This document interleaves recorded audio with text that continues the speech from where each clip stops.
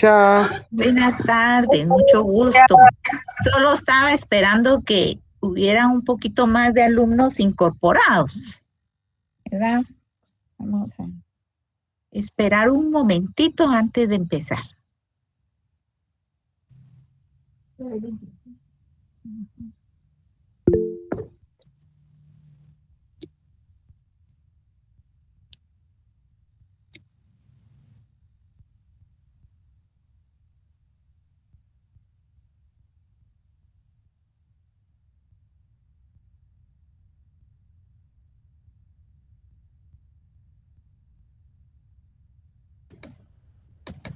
Sí, señorita Noemí, ¿dónde está?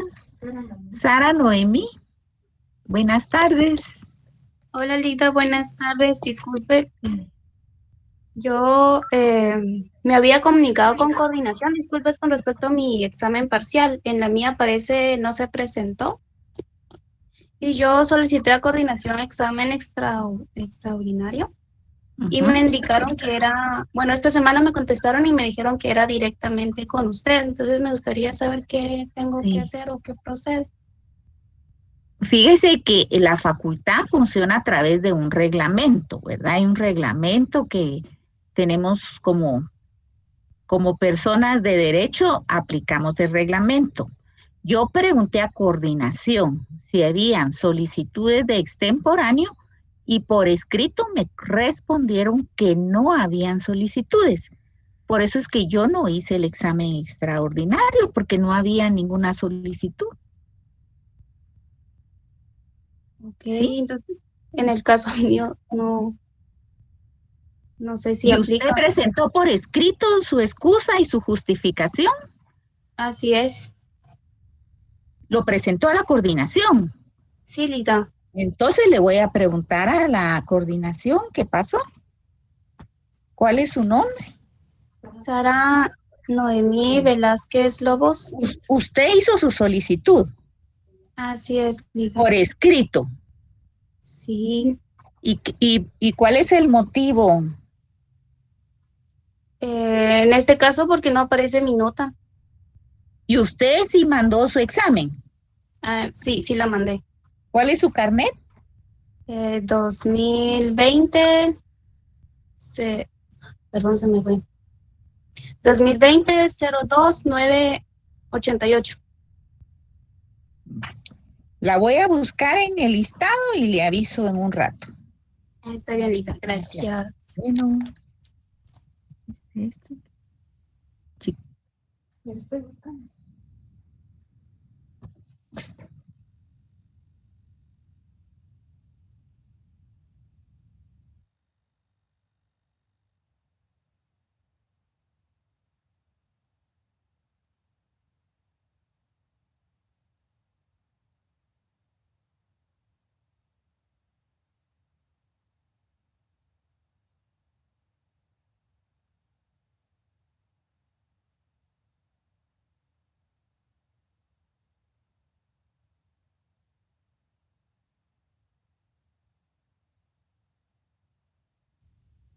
Tiene el micrófono apagado, Lita. Buenas tardes. En la clase anterior trabajamos el punto, terminamos el punto 6 del programa.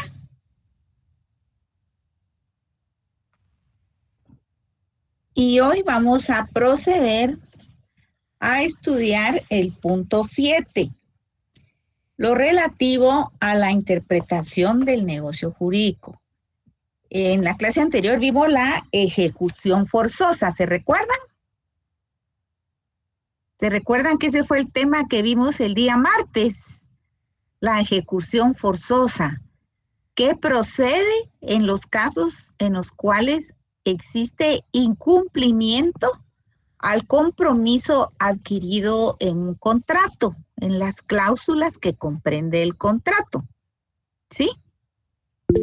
Entonces, Eliu Alexander Linares, buenas tardes. Buenas tardes, licenciada. Una pregunta. Ya no pude realizar la clase pasada.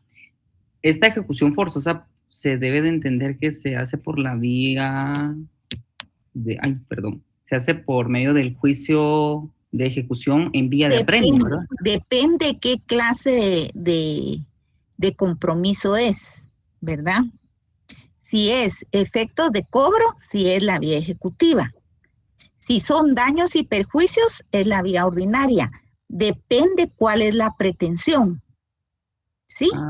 Si hay incumplimiento del contrato, entonces depende en qué consiste ese incumplimiento, cuál es la pretensión de la parte que está inconforme y que está demandando. Depende de eso el juicio que va a llevar a cabo. Yo se los presenté para que ustedes tuvieran una idea cómo es la ejecución forzosa, pero en el curso de procesal civil y mercantil les van a explicar en qué consiste un juicio ordinario, en qué consiste un juicio ejecutivo, en qué consiste un juicio oral, en qué consisten las ejecuciones. Por ejemplo, si fuera una promesa un contrato de promesa de venta, por ejemplo, corresponde a una ejecución especial, si va a plantear la obligación de escriturar, por ejemplo, porque ya tiene un contrato de promesa de venta, ya pagó usted el compromiso que decía el contrato de promesa y no le quieren otorgar su escritura pública, por ejemplo. Entonces hay ejecución de escriturar, son ejecuciones especiales. Eso fue lo que yo les expliqué y tengo yo idea que el programa de Civil 3 también lo tuvieron que haber visto. No sé si se recuerdan, si lo vieron en Civil 3, porque es parte del programa de Civil 3. Bien, recuerdo acerca del tema que usted hablaba también del pago, que era una de las formas de cumplir la obligación del negocio jurídico. Sí, el pago, ¿verdad? Gracias, Lee. Pero hay otra clase de obligaciones, no solo el pago en un negocio jurídico.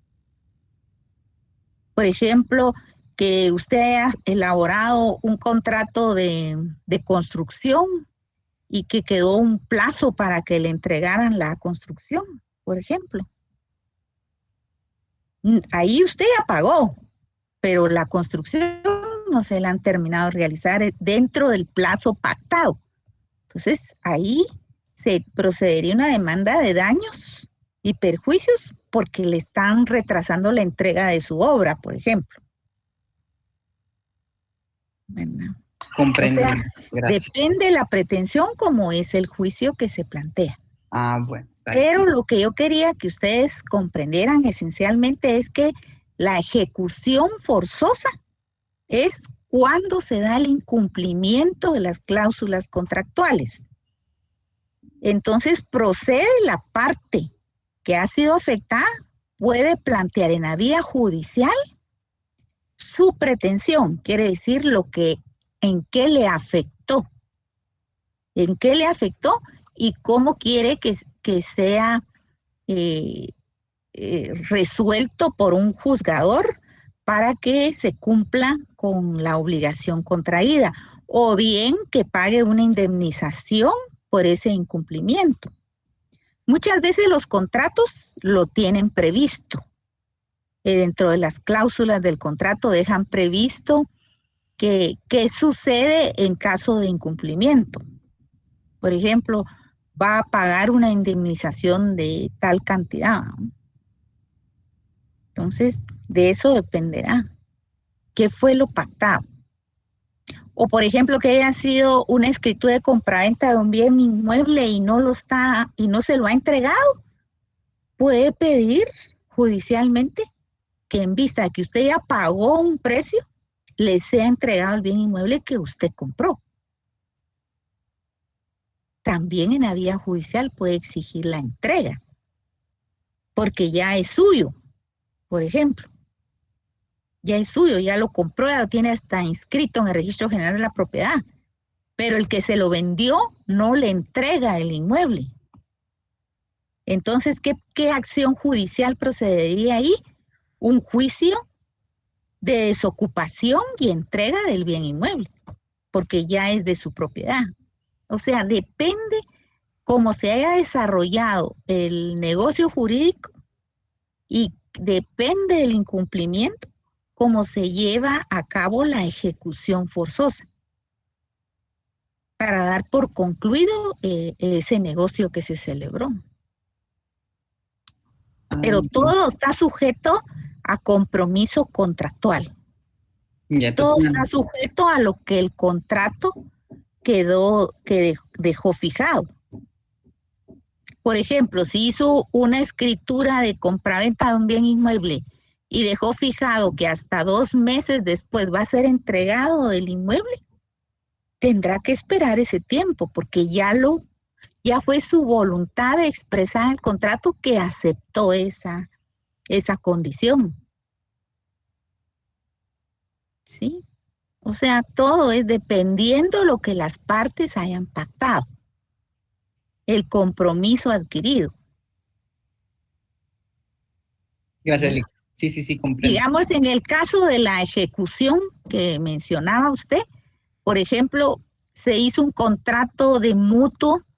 Un contrato de mutuo es un contrato de préstamo con un banco, porque usted compró una casa en una colonia, una inmobiliaria, está vendiendo casas, a usted le gustó una y usted tenía lo del enganche, pero el resto del pago para la casa no lo tenía, entonces acudió a un banco para un crédito y el banco le dio el crédito para completar el precio de la casa y usted se quedó pagando mensualidades al banco, pero el banco se quedó con garantía hipotecaria para poder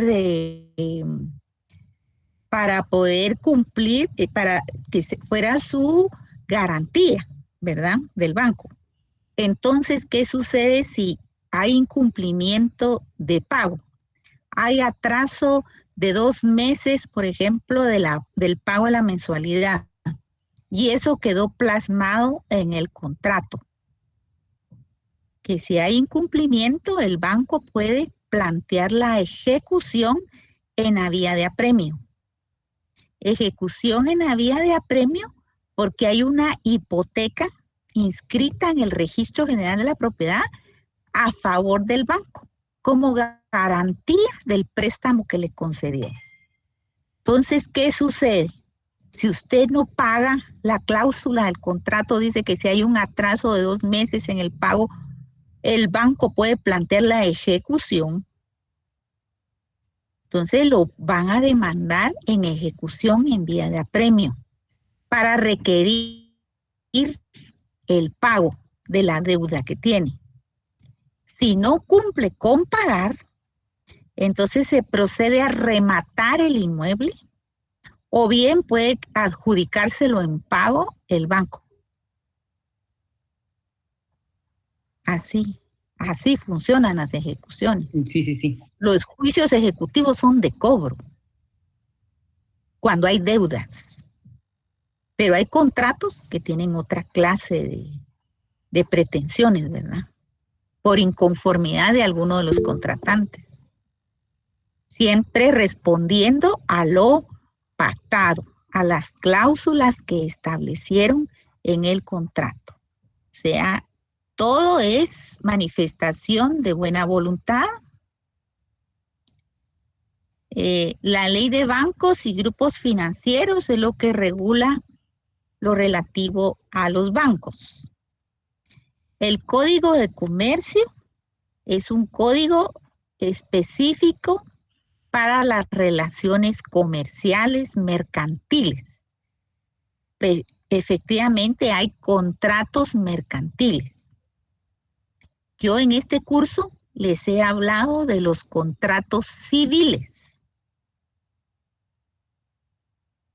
Pero hay contratos específicamente mercantiles que se celebran entre comerciantes.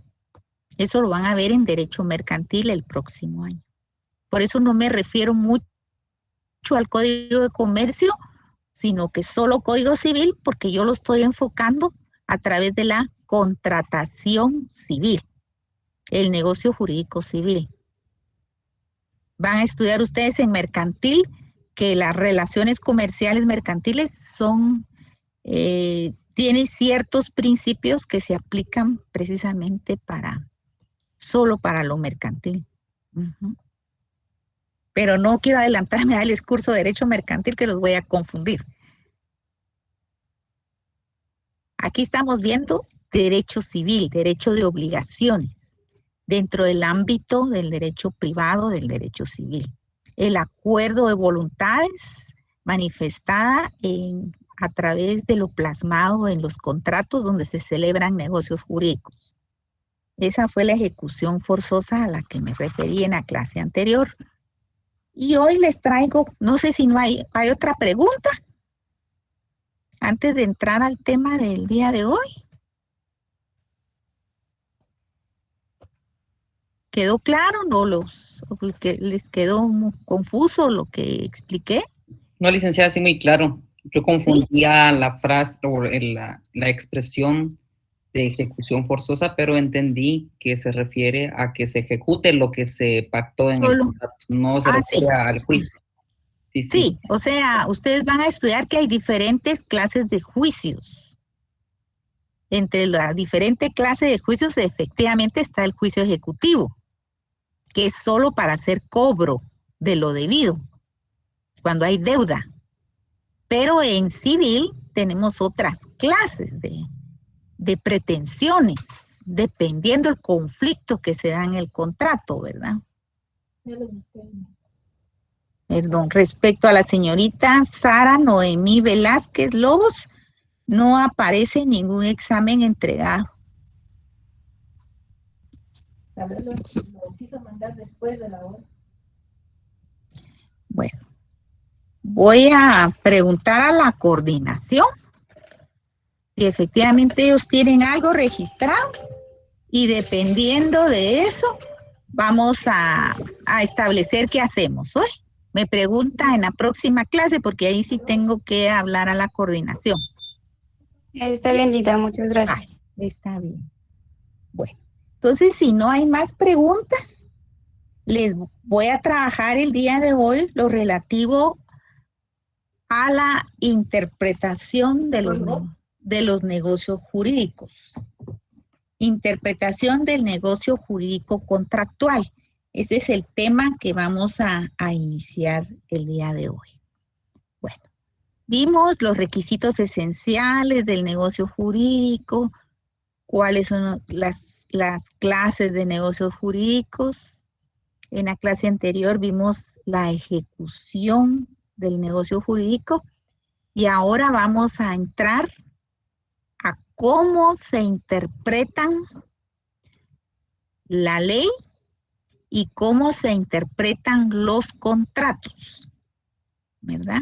Ya vimos que en el negocio jurídico está la manifestación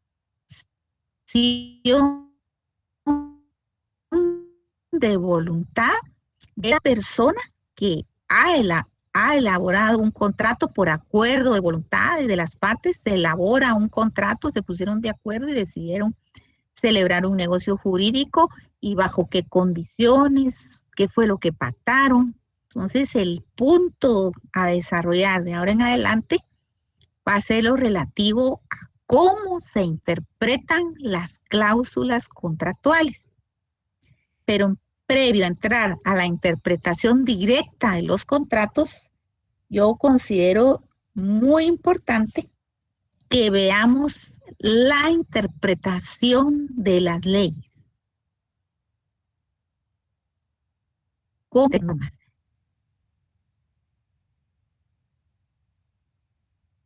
Algo de eso he estudiado en relación al derecho. Así que les traigo, como siempre, una presentación, porque es muy importante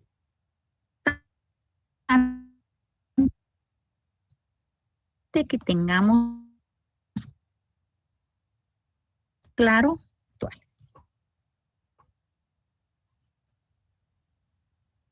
Les traigo la presentación y vamos a verlo.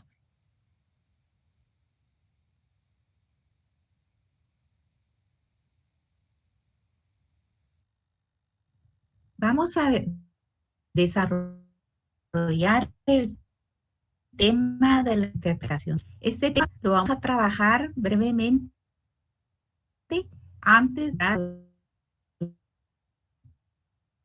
el tema de la interpretación. Ustedes ya lo estudiaron en Introducción al Derecho, pero lo vamos a recordar brevemente para que se recuerden de estos conceptos y de esa manera comprendamos de mejor forma lo que es la interpretación de las cláusulas contractuales. Primeramente vamos a recordar qué es justicia.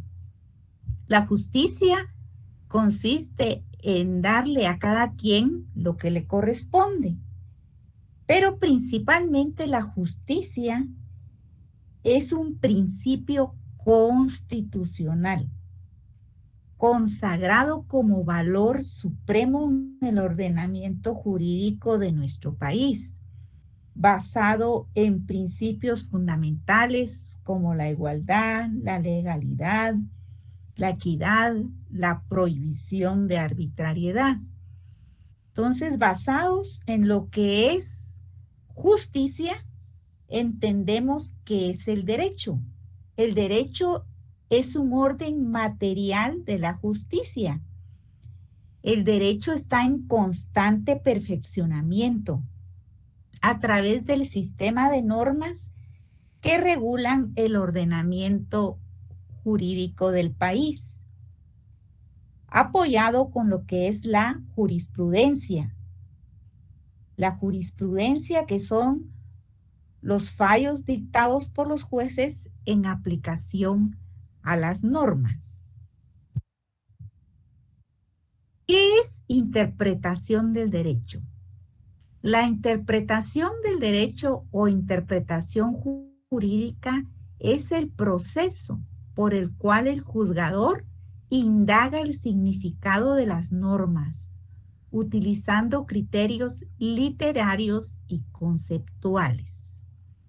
Sabemos que la interpretación de las normas, de las palabras establecidas en las normas, nos apoyamos en lo que la Real Academia Española establece sobre el significado de las palabras.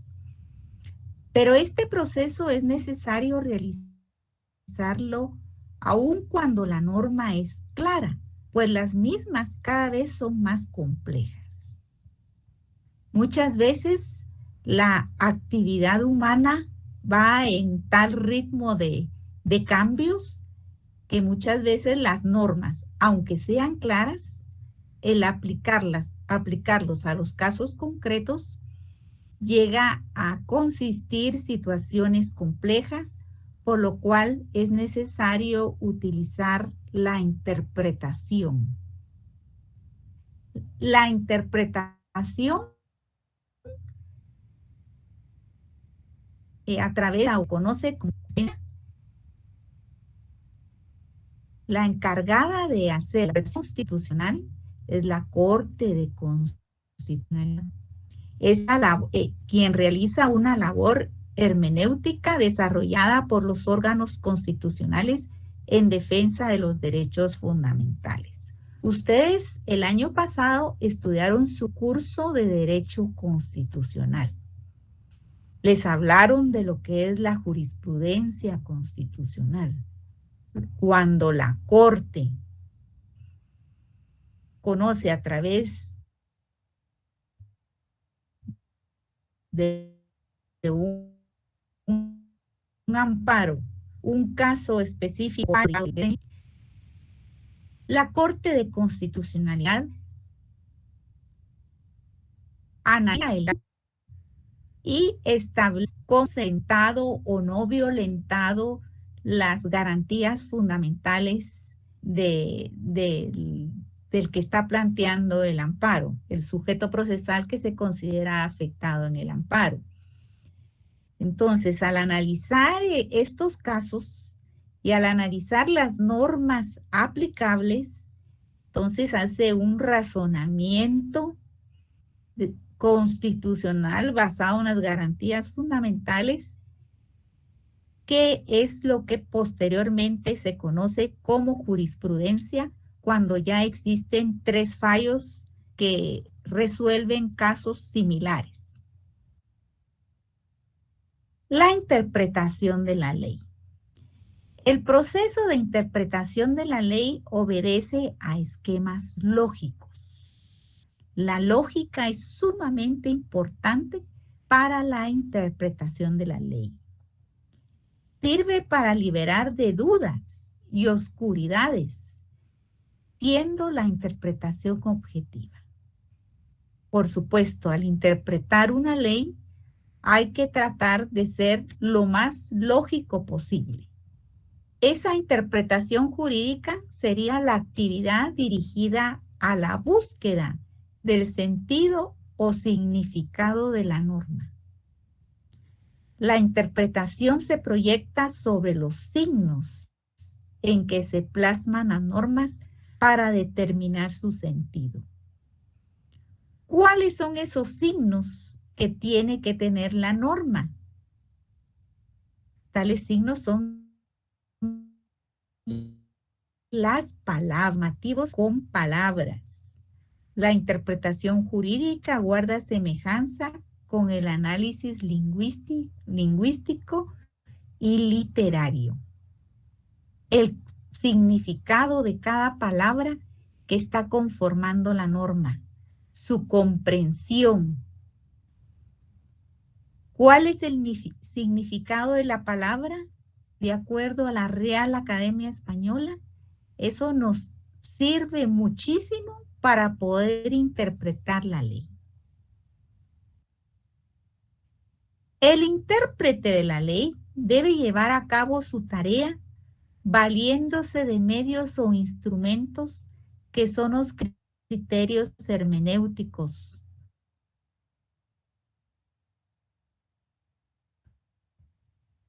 O sea, la interpretación de la norma, donde está regulado en el artículo 10 de la ley del organismo judicial que dice: las normas se interpretarán conforme a su texto, según el sentido propio de sus palabras, a su contexto y de acuerdo con las disposiciones constitucionales. Vamos a explicar cada uno de ellos. ¿Qué es el conjunto de la ley? Sirve para ilustrar el conjunto de cada una de sus partes, pero los pasajes oscuros de la misma se podrán aclarar atendiendo al orden siguiente. Esas son las reglas que se establecen de interpretación según la ley del organismo judicial. En primer lugar, a la finalidad y al espíritu de la misma, a la historia fidedigna de su institución, a las disposiciones de otras leyes sobre casos o situaciones análogas y al modo que parezca más conforme a la equidad y a los principios generales del derecho. A continuación vamos a explicar cada uno de ellos. ¿A qué se refiere la ley del organismo judicial cuando pone como primera regla el sentido propio de las palabras? Este es el punto de partida de toda norma plasmada en un texto. Está obviamente constituido por un elemento literal y filológico que es la letra o el tenor de aquella. ¿En qué consiste esta interpretación de acuerdo al sentido propio de las palabras? A lo que es la interpretación gramatical. Por ello es necesario aplicar las reglas de la semántica o que tratan de fijar el sentido o los posibles sentidos que posee cada una de las palabras contenidas en el texto. Por eso es que al inicio del curso siempre recomendamos que también se cuente con un diccionario jurídico, porque hay terminología jurídica que ustedes poco a poco tienen que aprender. Ahora están trabajando ustedes su glosario para que tengan claramente el significado de cada una de las palabras que estamos estudiando en este curso.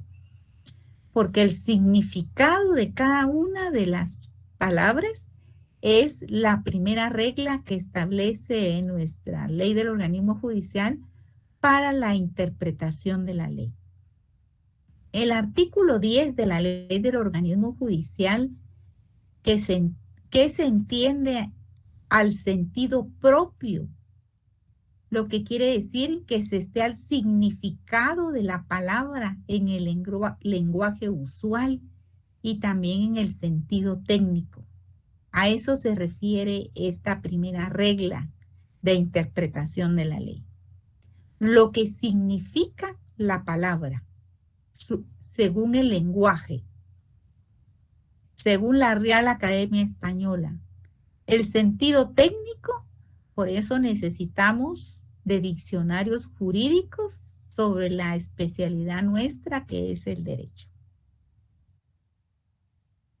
El contexto significa que, en primer lugar, es otro estadio de la interpretación gramatical, que sería la sintáctica.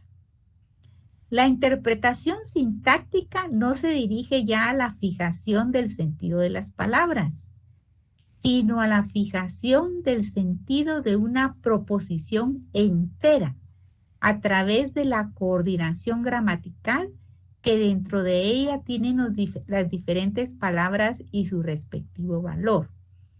¿A qué se refiere cuando dice contexto? Que no se tiene que interpretar la palabra de manera aislada, sino que cuando se está analizando una norma, tiene que leerse todo su contexto, o sea, todo el contenido de la norma.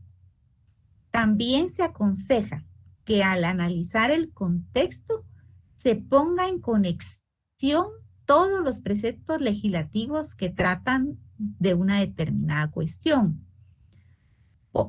por presuponerse que entre ellos hay una coherencia y una interdependencia.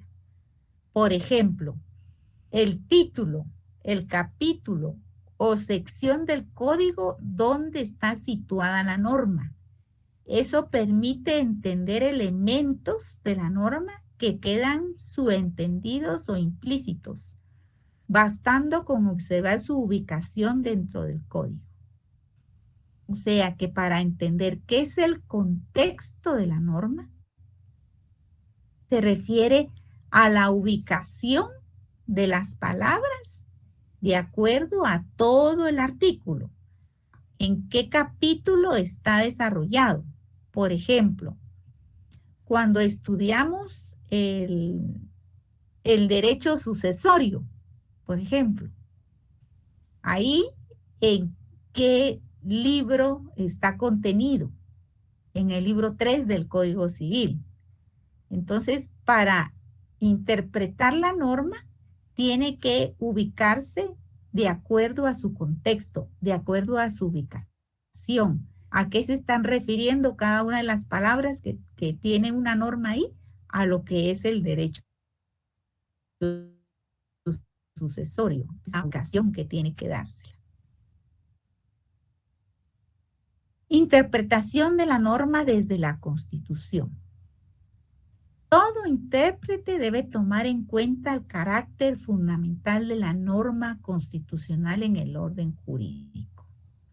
De ahí la necesidad de interpretar todo el ordenamiento de conformidad con la Constitución, el rango jerárquico preeminente de la norma, los valores y principios consagrados en la Constitución operan al modo de principios generales de derecho y principios constitucionales.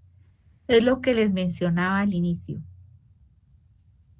La justicia es el fin supremo de la Constitución. La Constitución Política de la República de Guatemala es la norma fundamental.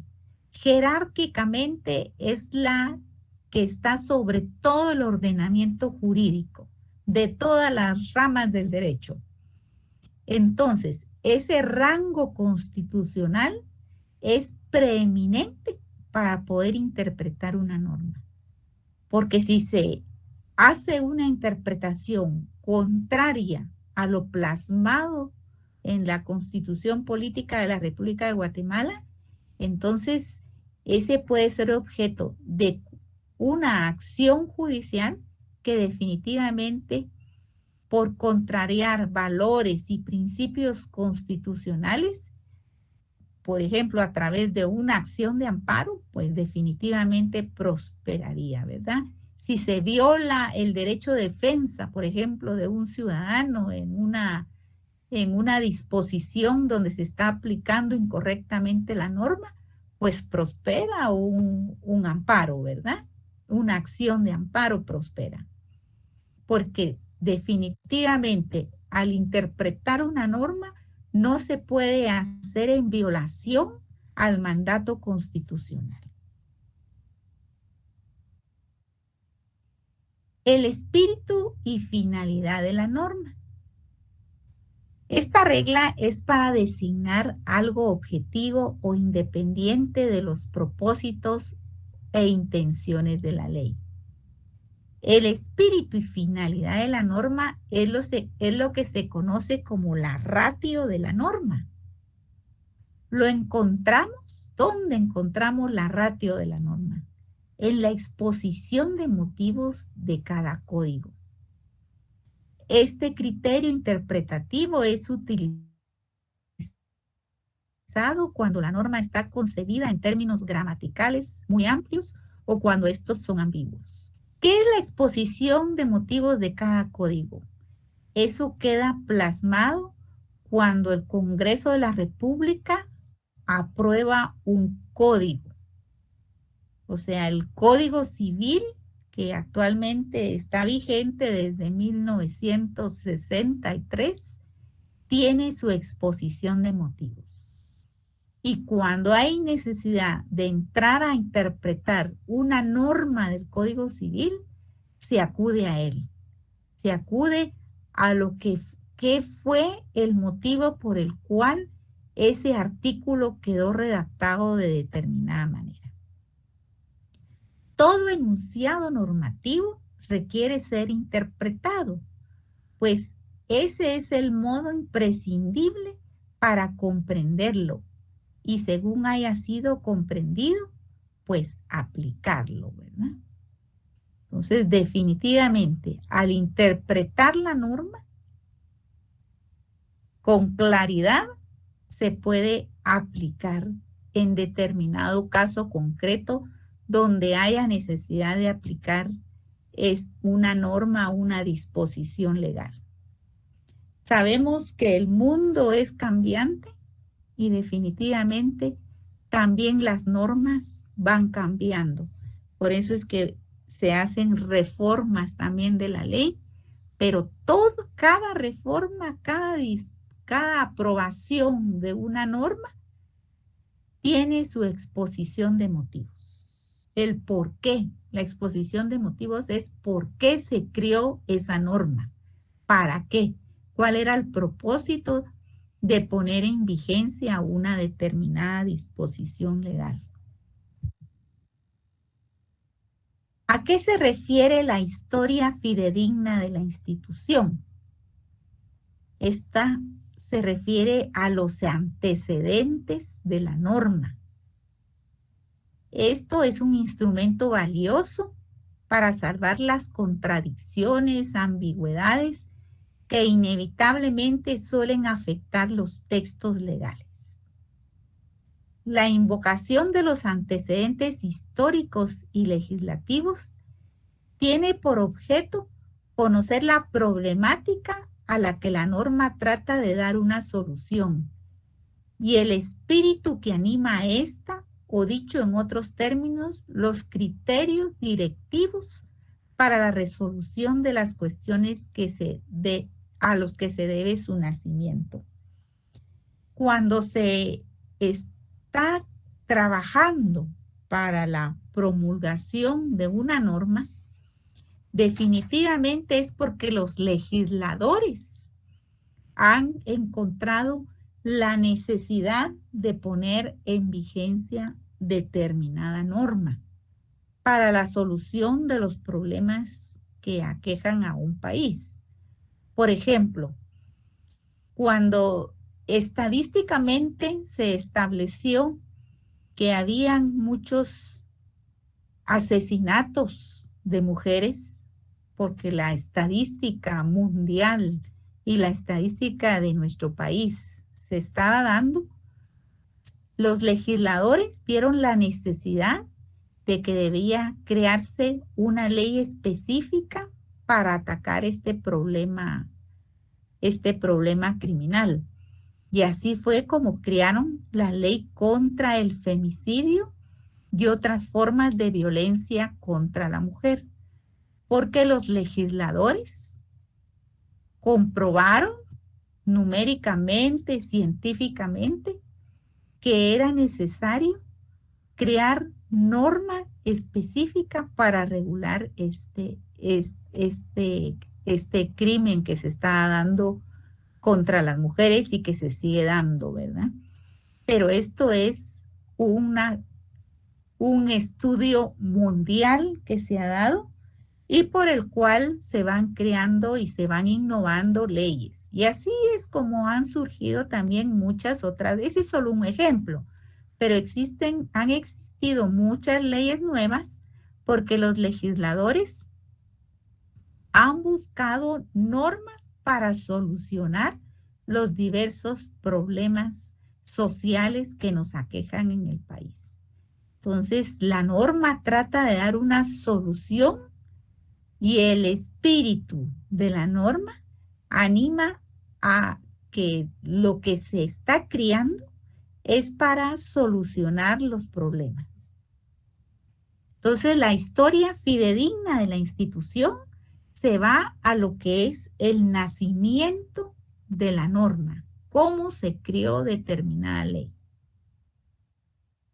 No se trata de la reconstrucción de la voluntad del legislador, de lo que él mismo quiso o pretendió, sino de un medio para el mejor entendimiento de lo que se ordenó al crear la norma.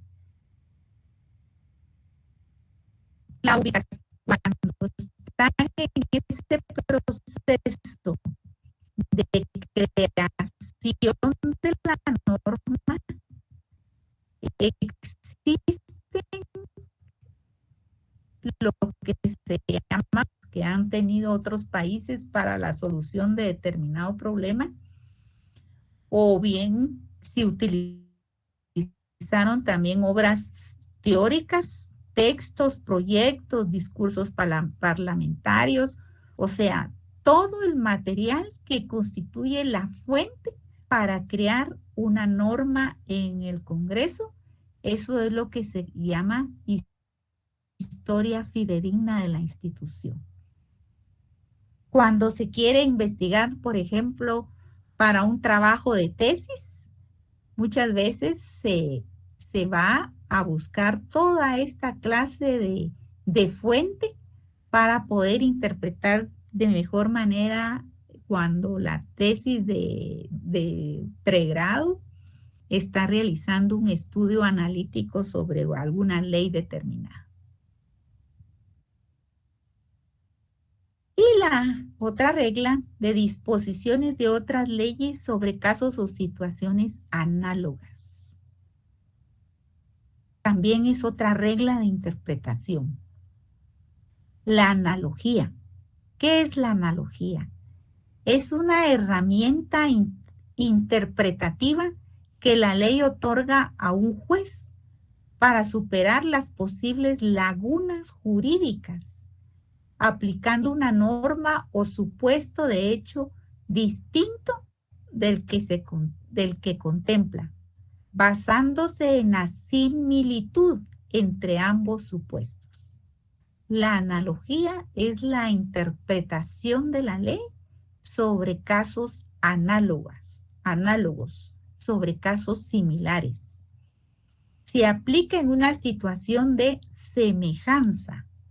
Dos cosas semejantes entre sí deben subsumirse bajo igual regla.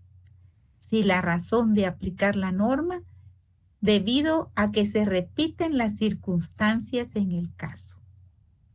Es muy importante aplicar las disposiciones cuando hay necesidad de interpretar la ley, pues se aplica la analogía como otra regla de interpretación de la ley.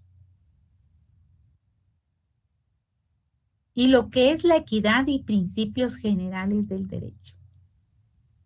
La equidad consiste en la virtud de la justicia del caso en concreto.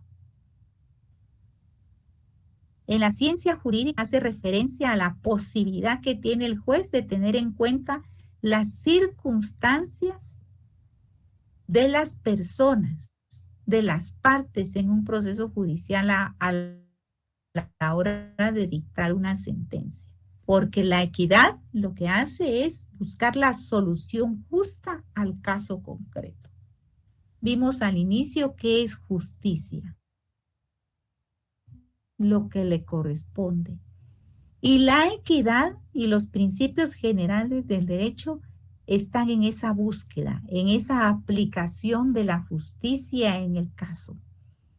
Por supuesto, esa justicia se aplica conforme los valores, conforme los principios y definitivamente aplicando el derecho de la mejor manera posible, utilizando la jurisprudencia y lo que se conoce como doctrina legal.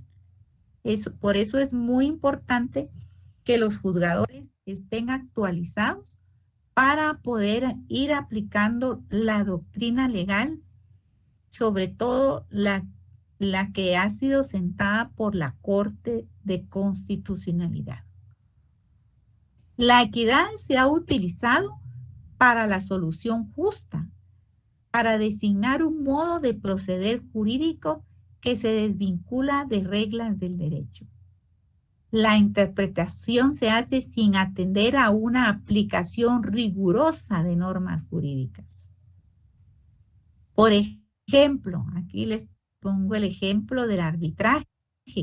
Cuando vimos en el arbitraje, el procedimiento de arbitraje, yo les hablé de dos clases de árbitros, los árbitros de derecho y los árbitros de equidad.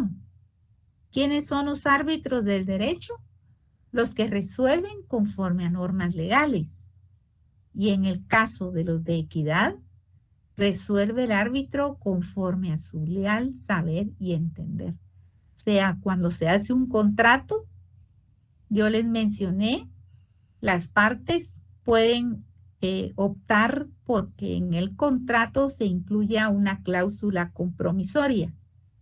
Y en esa cláusula compromisoria, los contratantes, por su voluntad, deciden que en caso de conflicto sobre el negocio realizado y quedó plasmado en el contrato, que ellos optan por resolver sus controversias a través de arbitraje.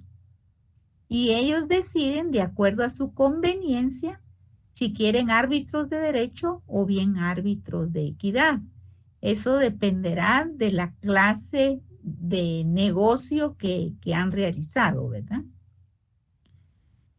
La equidad toma en cuenta el sentido humano que debe tener el derecho, prevaleciendo frente a las consideraciones normales y regula las circunstancias del caso concreto.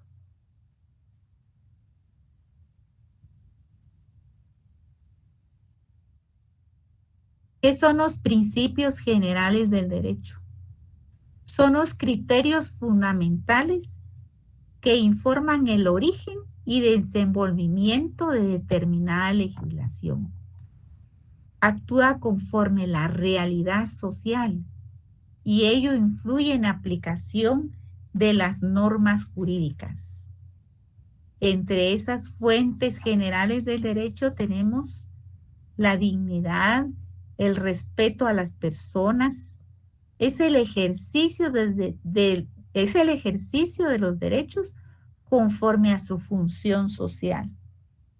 Tenemos que la actividad humana cada vez es muchas veces muy abundante. Existen muchísimas relaciones. En el caso de los contratos vemos que también es cambiante. Hay necesidades ahora de que la comercialización y los negocios se hacen vía tecnológica.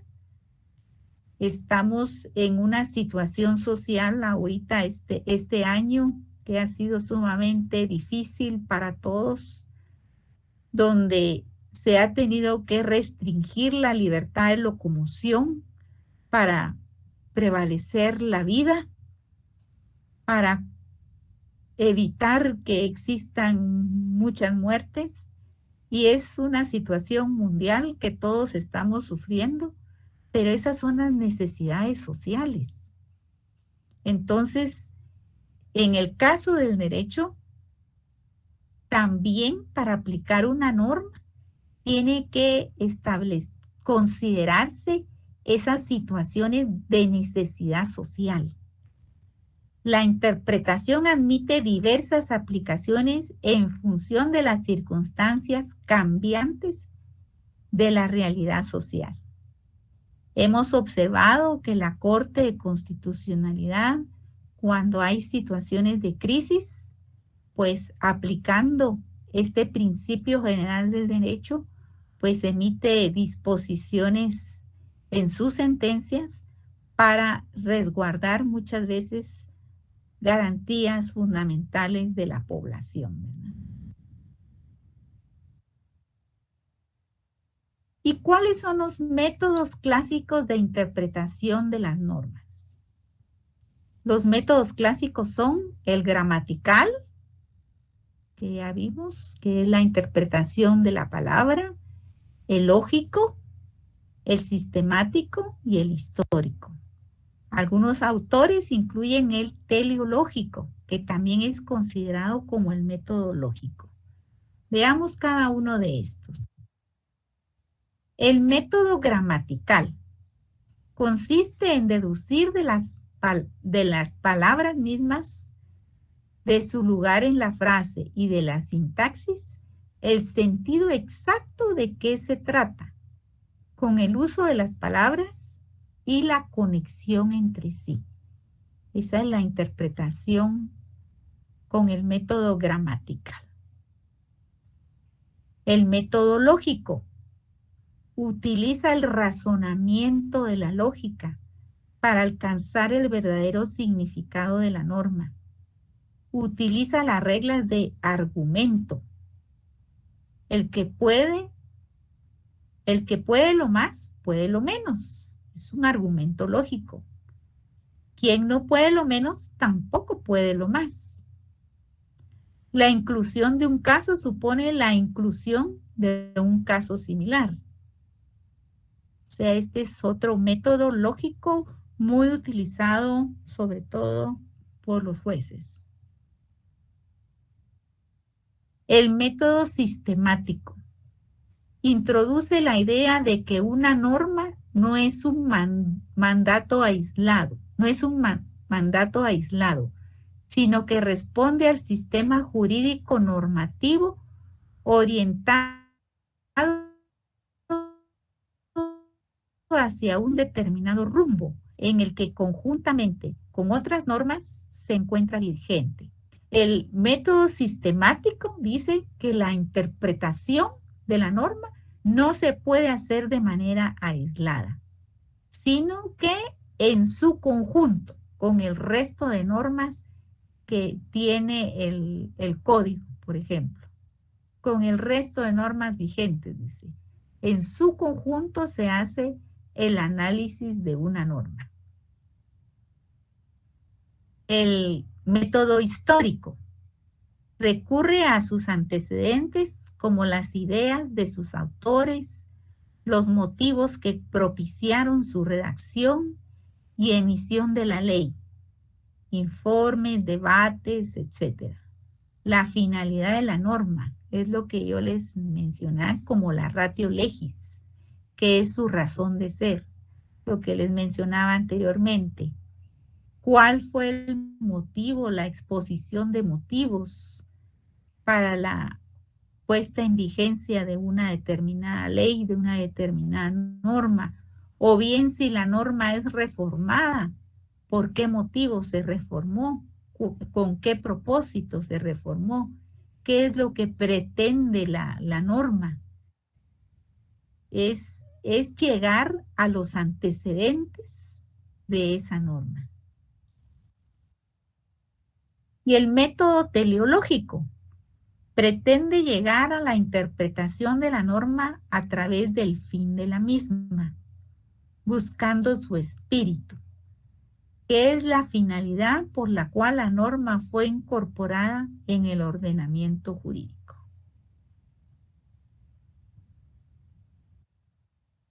Y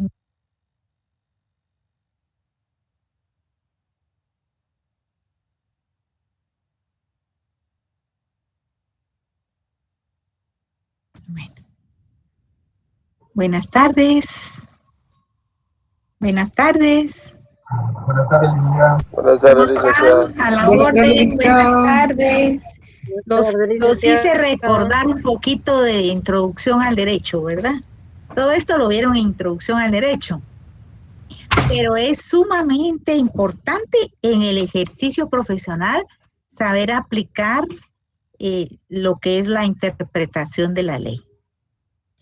Porque dependiendo de la interpretación de la ley, sean ustedes en su actividad profesional como abogados, o bien puede ser que muchos de ustedes sean juzgadores, ¿verdad? Que una vez graduados de abogados decidan también hacer carrera judicial y participen en los eventos que realiza el organismo judicial y la capacitación a la cual tienen que someterse para poder ser jueces. Entonces, definitivamente tienen que aplicar la ley. Y como abogados, también la aplicación de la interpretación de la ley les va a servir para presentar sus alegatos a la hora de defender a sus clientes, ¿verdad? Entonces, esto traté de explicárselo lo más sencillo posible para que ustedes lo comprendan y luego de esta etapa, pues ya en la próxima clase les voy a explicar directamente cómo se interpretan las cláusulas contractuales, ¿verdad? Porque eso es lo que sigue a continuación. Pero si tienen alguna duda de lo que vimos, algo que les haya llamado la atención, en su curso de Derecho Constitucional, estudiaron ustedes lo que es la jurisprudencia constitucional, ¿verdad? Que esto lo estamos utilizando muchísimo al dictar los fallos judiciales. O sea, para nosotros es muy importante la doctrina legal que va emitiendo la Corte de Constitucionalidad a través de los diversos fallos que resuelven los casos específicos, ¿verdad? Entonces, la doctrina legal de la Corte de Constitucionalidad la utilizamos muchísimo para reforzar las decisiones judiciales. O sea, por supuesto, una sentencia está basada en las pruebas que han aportado los sujetos procesales. Esas pruebas han sido analizadas aplicando los métodos de interpretación y análisis de prueba. Y siempre, si hay doctrina legal por casos similares al que está resolviendo el juez, los jueces tienen obligación de aplicar la doctrina legal que dicta la Corte de Constitucionalidad. Diego, buenas noches.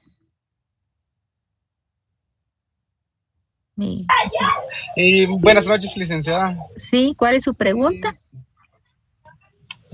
Solo quería que me explicaras bien el espíritu, la interpretación de espíritu o conforme a espíritu y su finalidad. No entendí mucho eso. ¿Y me podrías dar un ejemplo, por favor? El espíritu de la norma. Bueno. Ajá, y su finalidad. Le hablé de la ratio de la norma. ¿Cuál es el origen de la norma? Por ejemplo, Ahorita,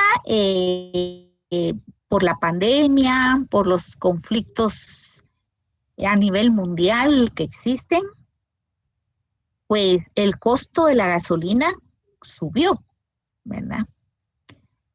Pero para el pueblo de Guatemala, que estamos pasando, pues no una situación después de la pandemia, pues más difícil todavía para todo el pueblo de Guatemala, su economía, y definitivamente el, el tener la carga de un costo de gasolina sumamente alto nos subía la, la el sostenimiento de las familias sumamente alto, muy difícil de sostener.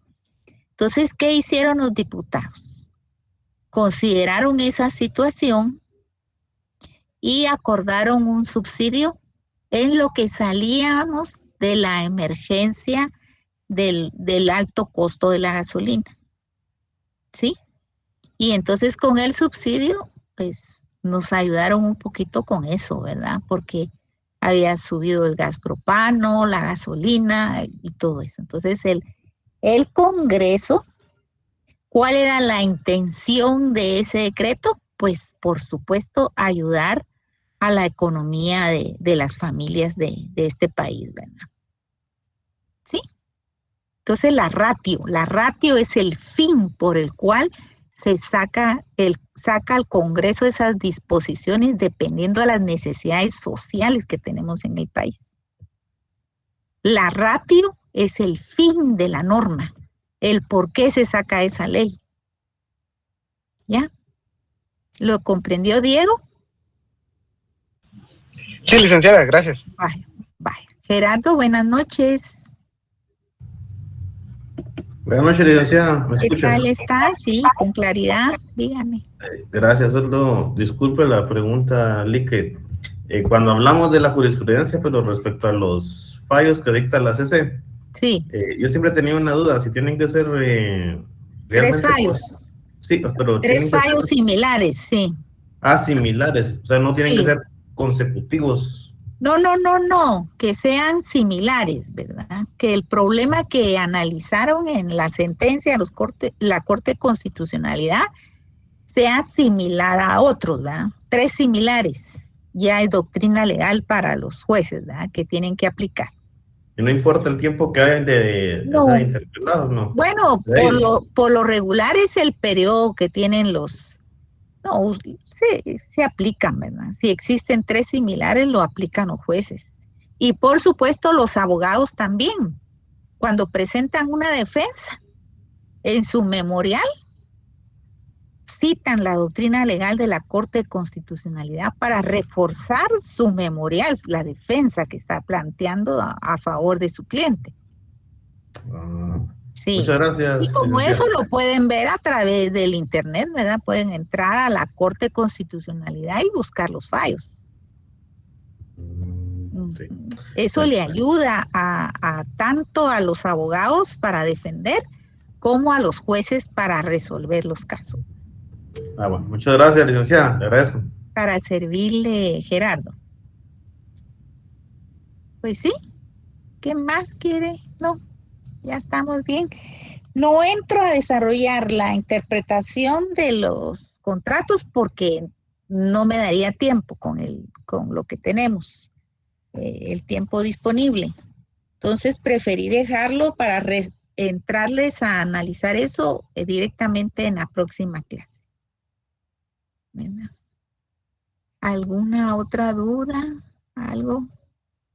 El curso de Derecho Constitucional es sumamente importante. Ustedes lo recibieron el año pasado, aunque yo siempre he sido de la opinión que ese curso debería darse por lo menos en el cuarto o quinto año de la carrera, para que lo aprovecharan aún más, ¿verdad? Porque es fundamental el curso de Derecho Constitucional, porque abarca todas las disciplinas del derecho. O sea, con derecho constitucional es fundamental ese curso, porque sirve para defender todos los casos que van a tener ustedes a su cargo.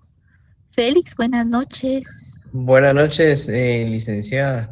Tengo una pregunta en relación cuando se rompe el orden constitucional, como lo que pasó, y se decreta una nueva ley, como lo que pasó con la Constitución del 31 de mayo de 1985. La ratio que tenía esta Constitución no modifica las leyes que estaban ya vigentes, como por ejemplo la del Código Civil. Mire, la Constitución Política de la República de Guatemala regula las normas fundamentales, ¿verdad? A lo cual se tienen que sujetar todas las leyes ordinarias. El Código Civil es una ley ordinaria, ¿sí? Inferior a la Constitución. ¿Qué sucedió? Que muchas de las normas del Código Civil no contravenían la norma fundamental, la norma constitucional. Y en los casos que sí pudo haber existido algo que estaba contradiciendo la norma constitucional, para eso es lo que ustedes estudiaron en Derecho Constitucional, que se puede plantear inconstitucionalidad de una norma, ¿sí? Y eso lo resuelve la Corte de Constitucionalidad, lo analiza cuando hay una ley que contraviene la norma fundamental, se plantea la inconstitucionalidad de la norma, que puede ser de manera general toda una ley o bien por caso concreto. Se plantean inconstitucionalidades. Pero en el caso de nuestro Código Civil, sí han habido modificaciones a ciertos artículos del Código Civil, pero no en todo el código, en su conjunto, no contravenía la Constitución. ¿Sí? No sé si le aclaro, Félix, si esa era su duda. Sí, licenciada, y como Sí. el Código Civil fue decretado también por un gobierno de facto, Sí, entonces sí. eso tampoco no tiene una relevancia a la hora de...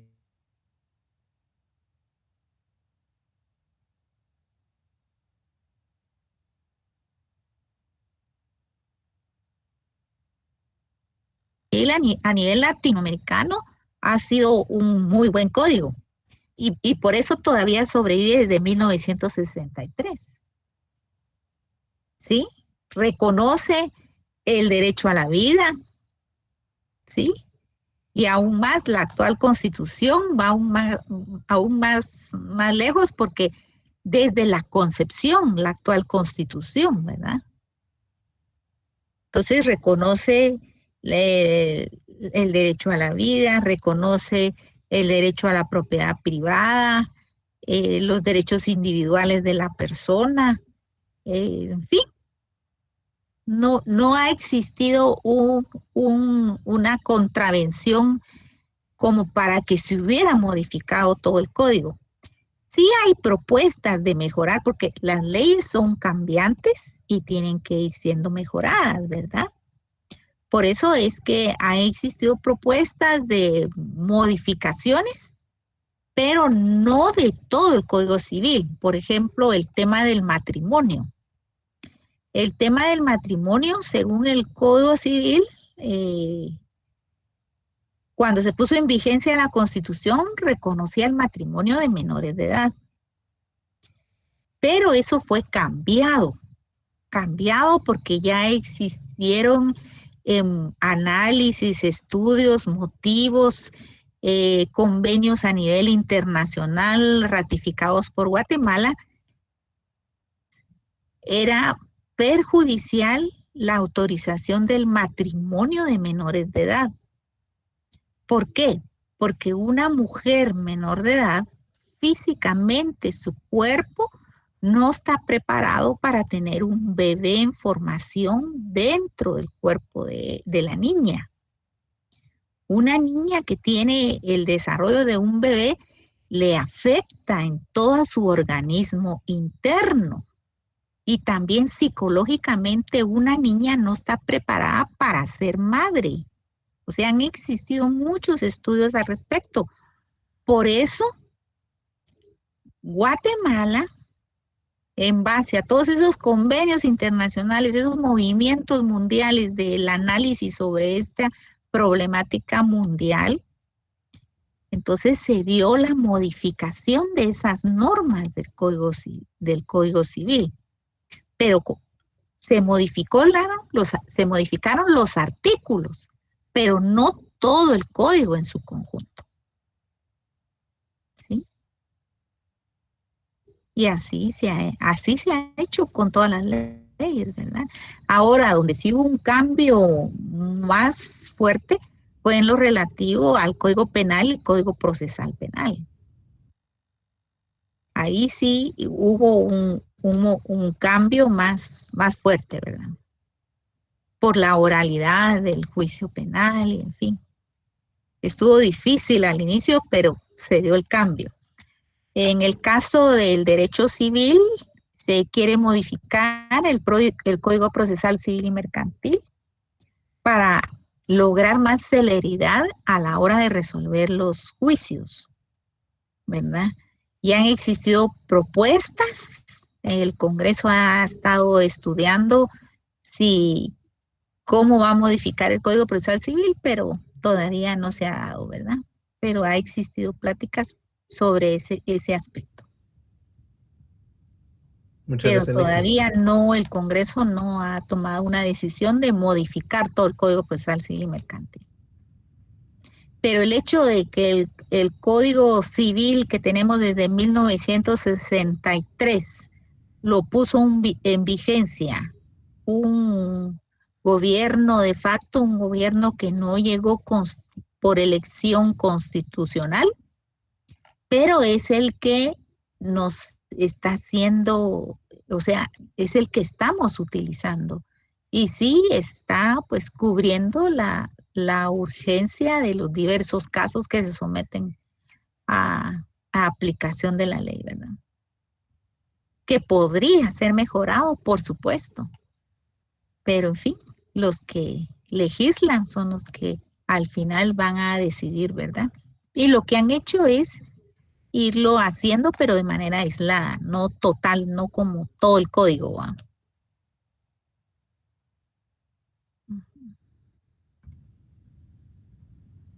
Pero cuando se quiere hacer un planteamiento, un estudio, una tesis, en fin, todo lo que es la historia fidedigna de la institución, en el Congreso de la República, si quieren ver la exposición de motivos de cada norma, ahí está disponible, ¿verdad? Se hacen investigaciones y se acude a la biblioteca del Congreso de la República para poder ver todos esos documentos. Si alguien quiere hacer un estudio sobre un tema específico, ¿eh?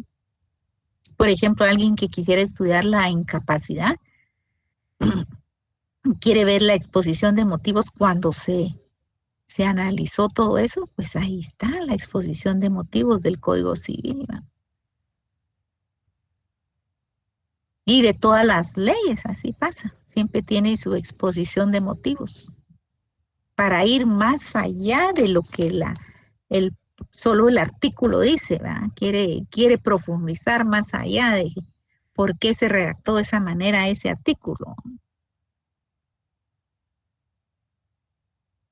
A ver, ustedes qué van a preparar cuando les toque su tesis, trabajar su tesis, qué especialidad les va a gustar más para trabajar, ¿verdad? Todas les gusta, eso es lo bueno.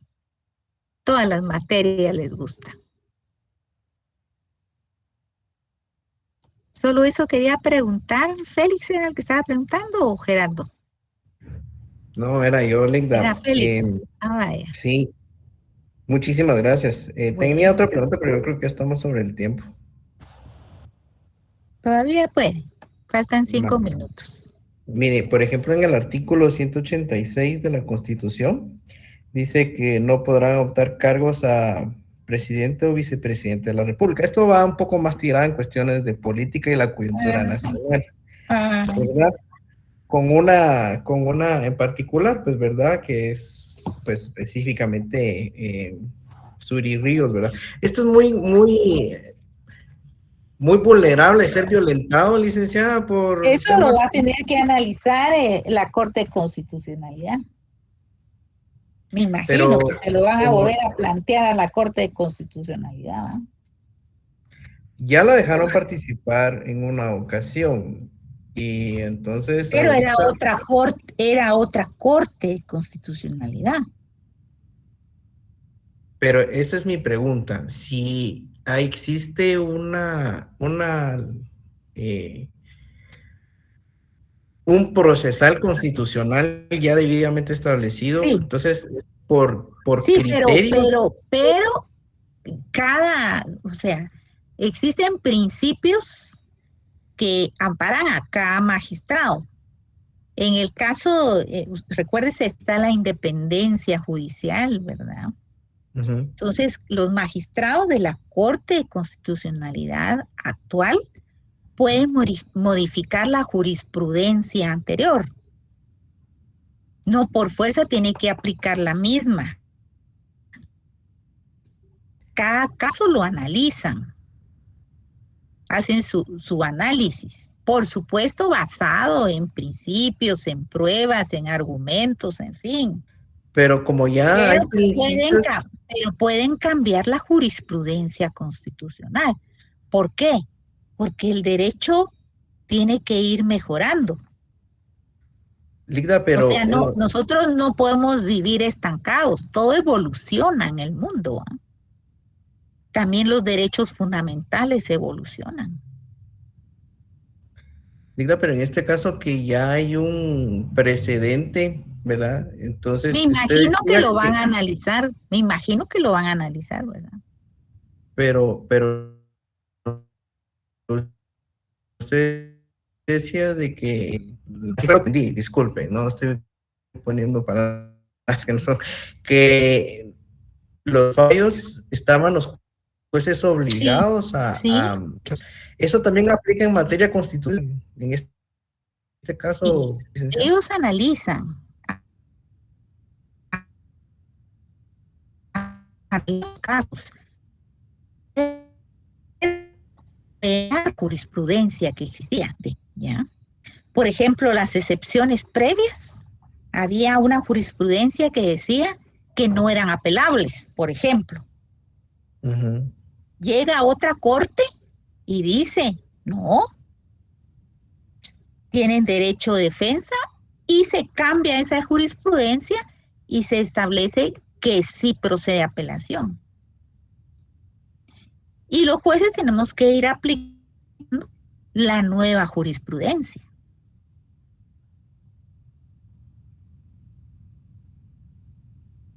Sí, es cambiante. El derecho va cambiando también, va evolucionando. Y por eso nos mantenemos estudiando toda la vida.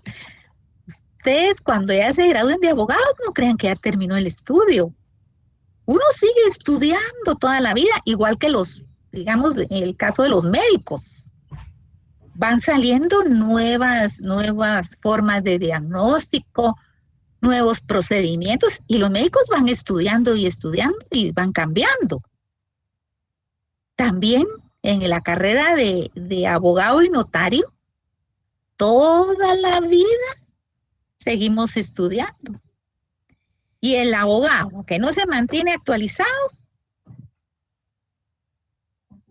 se pierde, la verdad.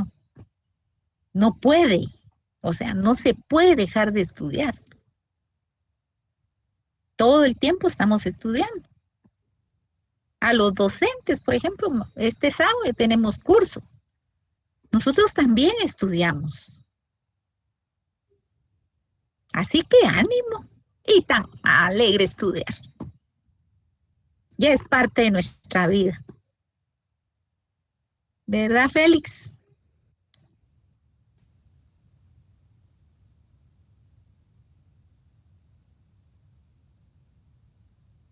Sí, Entonces, sí, licenciada, esa es nuestra muchísimas vida. gracias. Y el aprender es lo mejor, ¿verdad? Para estar dentro de este mundo de manera activa. Entonces mantenemos activo nuestro mundo. Bueno, feliz noche, nos vemos en la próxima semana. Feliz noche, licenciada. Gusto Buenas de noches. saludarlos. Buenas noches. Adiós. Buenas noches. Gracias por la clase. Feliz noche, licenciada. Feliz noche, licenciado.